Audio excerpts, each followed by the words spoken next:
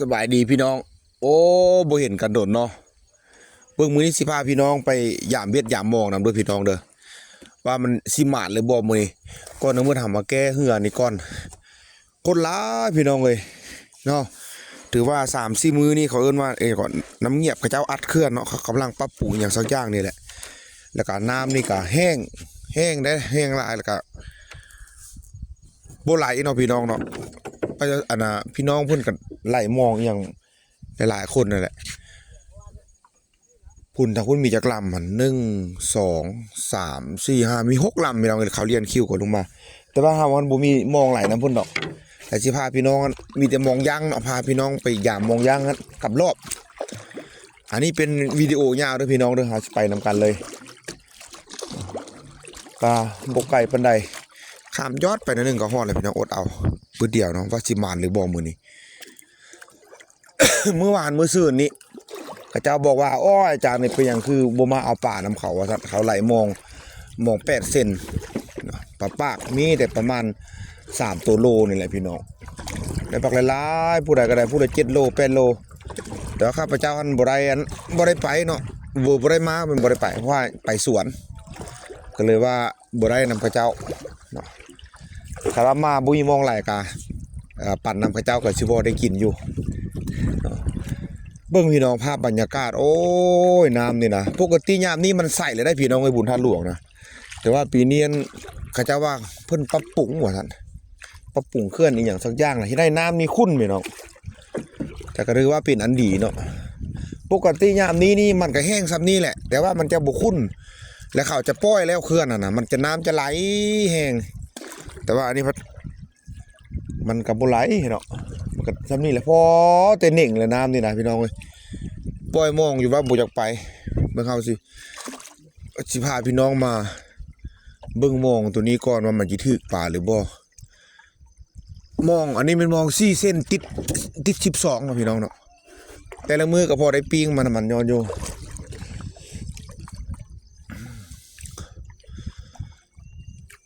งา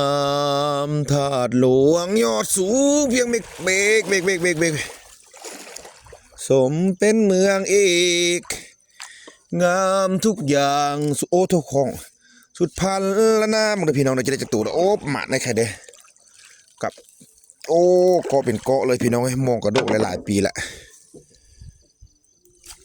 โอ้หมันอยู่บ่หมันให้พี่น้องเบิ่งอยู่บ่แต่ละมือกับพ่อได้อยู่มือละ3-4 ตัวหลายตอนใส่กันนะพี่น้องโอ้เดี๋ยวเห็นพี่น้องเห็นป่ะพี่น้องนี่ปานโอ้ตาตกต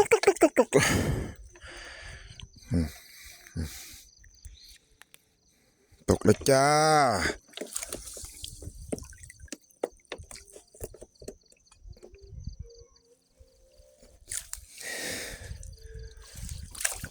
โอ้นี่ลูด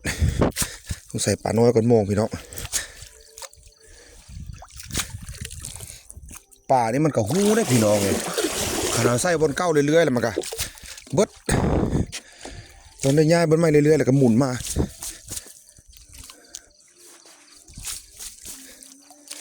เถิดหลวงยอดสูงเพียงเมสมเป็นเมืองโอ้มือนี่คือว่าขี้เหงื่อหลายพี่น้องเป็นจะได้เป็นนี่โอ้ก็แล้วเลยขี้เหงื่อหลายนี่ตู้หมดหลายเลยเน่ตัวที่2อันนี้ตัวที่3อัดมาพร้อมกันเลย2ตัวพี่น้องเลยอันนี้ปลาขาวทรายปิ้งแซ่บมันดียามนี้อุ้ยตัวอันนี้ก็ปลาขาวทรายคือกันเอาละได้สรุปได้3ตัวพี่น้องเลยมองตอนนี้นะโอ้โทษ3ตัวที่เขากลับไปลงไปใต้บ่านี่โอ้เอาเป็นว่าให้ยามสลับกันเนาะพี่น้องเนาะให้พี่น้องเบิ่งหลายๆอย่างเมื่อกี้ยามมองมาที่5 15ไปยามรอบบ่นี่ว่าจะถึกหรือบ่อดเอาเด้อพี่น้องนะใกล้ๆได้สิฮอดละนี่หั่นอยู่ฟังหั่นเดี๋ยวก็ฮอดละโอ้สนใจได้มีผู้ใดเลยโอ้มีเงินไขเฮ็ดมงผงเขาเจ้าเฮ็ดมงผงนี่เฮ็ดมงผงเขาเจ้าก็ว่าได้อยู่ว่าซั่นมั่วได้ปลาแค่3ตัวว่าซั่นโอ้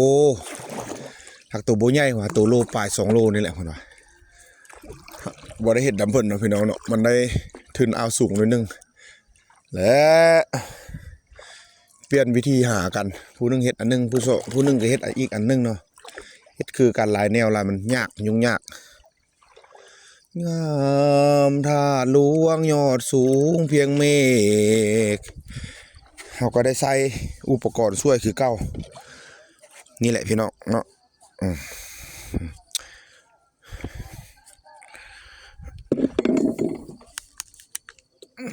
โอ้ไก่แล้วบ่อึบปั๊บมดแถวนี้ก็มดเขตนี้ก็ถือว่าแถวนี้แหละเอาเลิกกลหมู่นะพี่น้องเอ้ยเด้อคือได้ว่าเขตนี้แหละโยนสมอลงไปคนมีแต่หินนะอยู่พื้นนี่พี่น้องเอ้ยขันย้อนบุทึกบ่อนี่ก็ดึงบุขึ้นเลยนี่นะ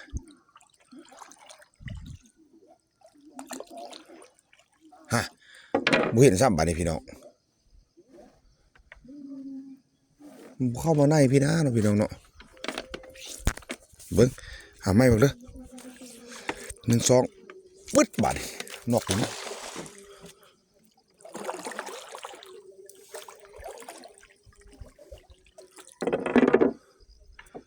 โอ้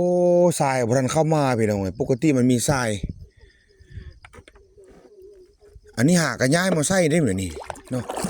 หากระย้ายมาใส่เมื่อวานนี้ปกติใส่ใต้พุ่นฝากนั้นพุ่นมันใต้อันนี้ละย้ายมาพี่โอ้บ่ถึงพี่น้องเอ้ยมีแต่ภาวนาอย่างเดียวพี่น้องเอ้ยอย่าให้ขอนี่เกาะไม่เกาะหยังอยู่พื้นน้ำลึกแบบนี้ละมุดบ่ถึงเบิ่นอย่างดอกดึงก็ดึงบ่ได้เลยเล็ก12มันเฮ็ดนี่เนาะเสื้อกับเส้นบางใหญ่เอาอีกมาดึงเอามึงมาดิ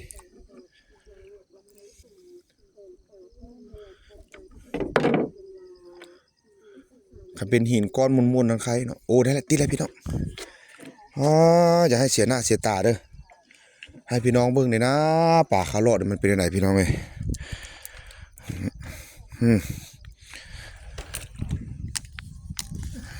รึบขึ้นมา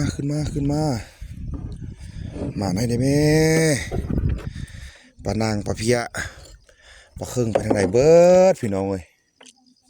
โอ้หาตักสูงโพดพี่น้องสุโพจังบ่ได้แหละนะหากฮอดเขตเสือกโตยังบ่ได้ฮอดรอบง่ายๆพี่น้องเอ้ยใส่เสือกยาวไว้เสือกมันลายอุ๊บน้ำแห้งเด้โอ้ได้ตัวนึงพี่น้องได้ปลาเครื่องน้อยตัวนึงพี่น้องนี่ลูกมันอันนี้นะเดี๋ยวเห็นปุ๊บเนาะได้ปลาเครื่องน้อยตัวนึงเนาะปลดก่อนนี่แหละวิธีปลดก็ได้จับมาแบบนี้แหละโอ้ตัวใหญ่พ่อเจ้าไปใส่เห็นแต่ตัวลูกเจ้าบ่ได้โดดเลยเด้พี่น้องไอ้ปลาเครื่องใหญ่นี่นะเนาะยังขี้ล่ากันได้จากตู้เลยบ่เว้ยพอจะได้ซื้อด่างมาเฮ็ดคืนเนาะพี่น้องเนาะอันนี้แหละโอ้ด่างละเสียวัดน้ำขึ้นช่วงแล้วนี่อันนี้ไข่แต่ว่าใส่พังนี่มันบ่มีขี้เหงื่อพี่น้องก็ได้เอาออกวางมันคือเก่าแล้วบัดนี้2ไปเถิดทั้งคู่ไปสู่ประตูสวรรค์นี่ร้องเพลงใส่มันอย่ามองยิกแบบนี้พี่น้องโอ้ตัวน้อยเนาะพี่น้องเนาะตัวใหญ่ๆแม่อยากให้พี่น้องเห็นอยู่มันเข้าป่าเขารอบเป็นยังไงพี่น้องเคยเห็นบ่ป่าเขารอบพี่น้องเคยได้บ่เนาะผมรู้สึกมันเป็นยังไงเวลายกขึ้นมาเห็นหางแดงตีน้ำเพื่อโดดอุ้ยสะอ่อนพี่น้องเลยตัวใหญ่ๆเข้ารอบเท่าใดยังเป็นภาพติดตาหันทุกมือนี่ได้พี่น้องเลยอันซีเอาไปแล้วช่วงเนียนปากเก็ตทันทึกพี่น้อง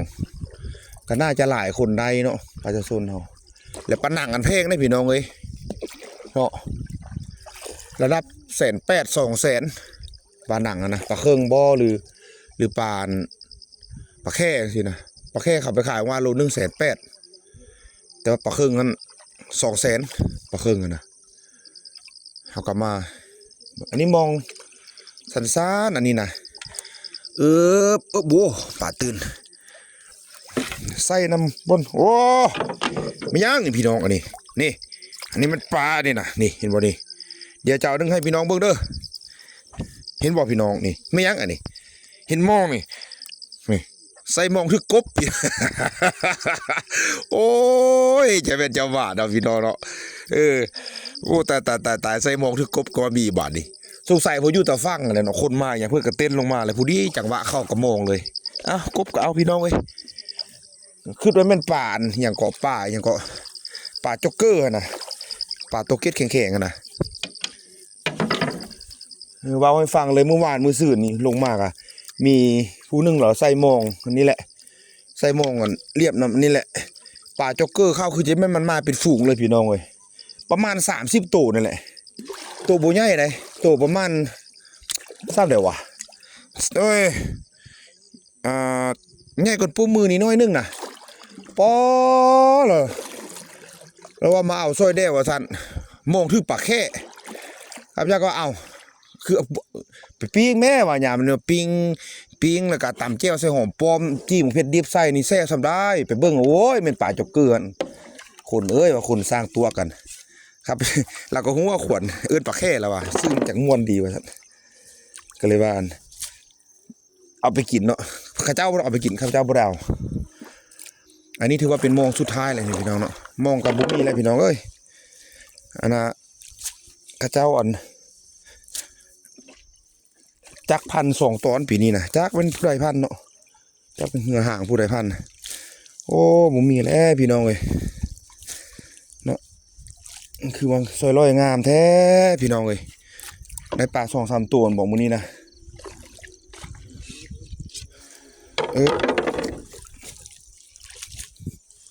โอ้ตัวหนึ่งนี่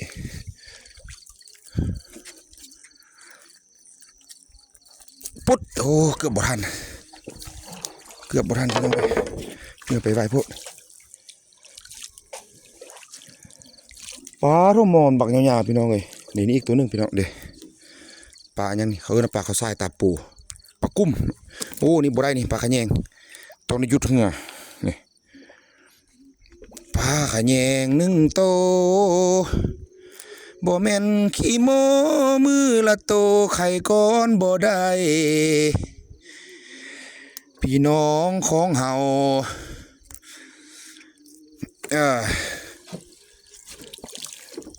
มีอีกบ่ปลาถืออยู่บ่น้องสาวบ่มีละพี่น้องเอ้ยมันกองอยากออกทางข้างมานึงพี่น้องเพราะข้าพเจ้าได้ปิ้นข้างไส้อย่ามองเนี่ยยืนหน้ากับบ่ได้เด้อดเอาเด้อพี่น้องเด้อนี่โอ้อันนี้คักนะพี่น้องนี่โอ้ตายมีอีกบ่สุดท้ายโอ้แต่โคนอันนี้ยาโคนก็ได้เอาออกแล้วเนาะพี่น้องเนาะบ่ได้ใช้มองเอาโคดเอาสลามไปบัดนี้ติดจักได้พี่น้องเลยเพราะว่ามันยังอยู่อ่าวไก่ได้จังน้อยนึงเนาะแหละโอ้แต่ฟังขาวๆพูดแล้วเนาะมาที่ไปพูดหากินตอนน้ำขึ้นไหมเราใส่รอบใส่มองนี่ก็พอได้กินอยู่แต่ว่ายามนี้นี่กับบุปผาอะไรพี่น้องเลย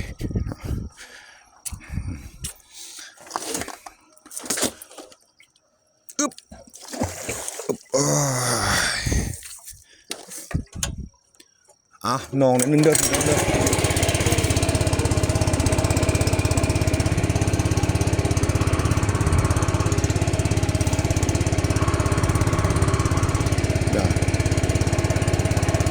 เขาก็ใช้เวลาประมาณทางเบิดก็สิประมาณสูงสุดบ่ฮอด30 นาทีดอกพี่น้องเอ้ยรอบก็มีแต่3 ล้างรอบก็ได้พี่น้องเอ้ยบ่ทันได้เฮ็ดตื้มเนาะ อยากเฮ็ดเติมอยู่บ่มีเวลาไปแต่เวียกแต่งาน เด้จากพูดกับขี่มาอีกลำหนึงนะได้เห็นบ่พี่น้องเด้ขี่อีกลำหนึงแหละเห็นบ่อันเขาว่าป่าลงตอนประมาณ9 โมงแต่ละมื้อน่ะ9 โมงเช้าได้แท้ได้ว่าได้พี่น้องบ่ได้ธรรมดาเด้โอ้หอดเลยพี่น้องเอ้ยนี่แหละชีวิตหาอยู่หากินแต่ละเช้ามื้อนี้เต็มที่ได้พี่น้องคลิปยาวหน่อยนึงเนาะโดนๆจังเอาลง YouTube เทื่อนึงเด้เบิ่งวิธีหาอยู่หากินเจิก หลังนี้นะ ผ่านมาก็บ่เคยพลาดเบิ่งมื้อนี้มันสิพลาดบ่หรือจังใดจะพลาดได้อายพี่อายน้องได้อืดโอ้ย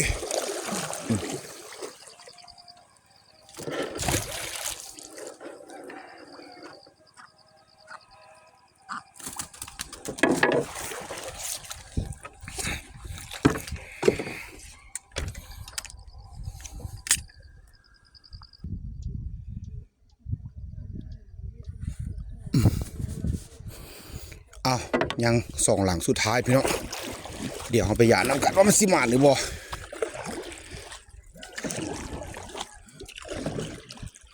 หลาย10 ปีที่พักเติมใหญ่เข้มแข็ง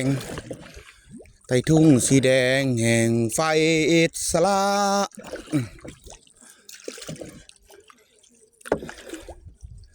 โอ้ยสิได้อยู่บ่พี่น้องเอ้ยอย่าเฮ็ดให้เสียหน้าเสียตาเด้อพี่น้องจุดใดแล้ววะอึบ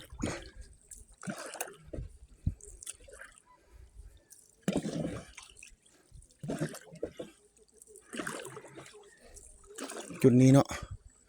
มัดจุดใดวะลืมเลยนี่พี่น้องโอ้ได้หดกบมื้อนี้มันก็มานแล้วเดี๋ยวนี้พี่น้องเอ้ยน่าจะแม่นนี่แหละลองมึงดูตึกตักหมานให้ได้เด้อไอพี่ไอน้องเพิ่นได้ปึ๊บตุ่มโอ้มีแต่ก้อนหินพี่น้องเอ้ยคำมันเกาะนี่จังเบิ่งเอาโอ้ถือแหละอึบอับเกาะง่ายนี่ใครได้แต่ละมือนี่มันต้องเกาะหินเทื่อ2 เทื่อบ่ได้พี่น้องเอ้ยตกใจอยู่น้ำกับบักเลิกๆบ่แม่นหยังดอกตัวเองมุดน้ำบ่เก่งเนาะสิมุดบ่ถึงหั่นถึกแล้วก็เอาบ่ถึกแล้วก็ปล่อยเบิ่งนี่โอ้เอาให้พี่น้องเบิ่งนี่ดูมีปลาหยังบ่เสร็จมื้อนี้บุยปลาจักโตพี่น้องเอ้ยโอ้แล้วครับมีปลาจักโตพี่น้องเอ้ยยังอีก1 หลังบ่นี่ยังอีก1 หลังข้างหลังนั้นบ่ถึกแล้วก็แล้วแหละพาพี่น้องเมื่อแล้วมื้อนี้นะได้เบิ่งได้เพิ่นได้นี่บ่ให้เพิ่นเบิ่งเฮาได้ได้บ่ไปปิดจักก่อนบาดนี้นะถ่ายเหงื่อขึ้นเด้พี่น้องบ่ไหวได้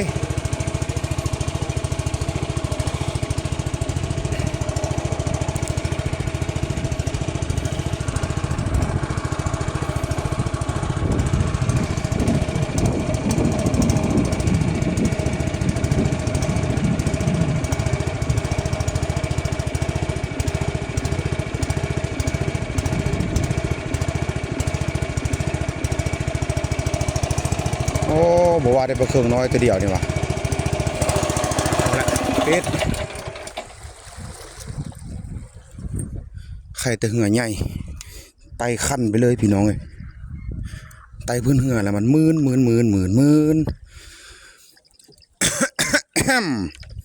ไปได้มาจะไว้ใจบุญนะมาอยู่วะฮะโอ้ปลาโดดข้ามเมื่อวะท่านโอ้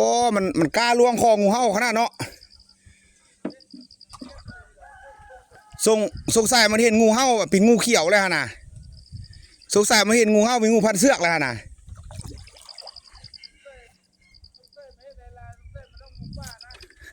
แม่น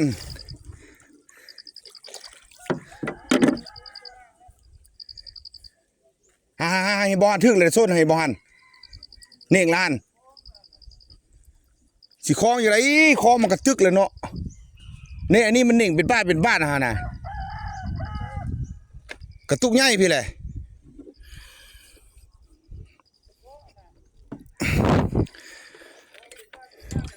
อยู่ใส่เนาะพี่น้องตัวปลาอยู่ใส่โอ้ยหลังนี้ก็บ่รู้จักตัวพี่น้องเอ้ยเนี่ยแหละน้ำแห้งน้ำแรงแล้วบ่ได้กินน้ำมันแล้วพี่น้องเอ้ยอ้าวสรุปแล้วมื้อนี้ยามรอบ3หลังได้ปลาครึ่งน้อยตัวเดียวเอาสำนี้ก่อนเด้อพี่น้องเด้อพบกันใหม่อยู่ในคลิปหน้าสำหรับคลิปนี้บ๊ายบาย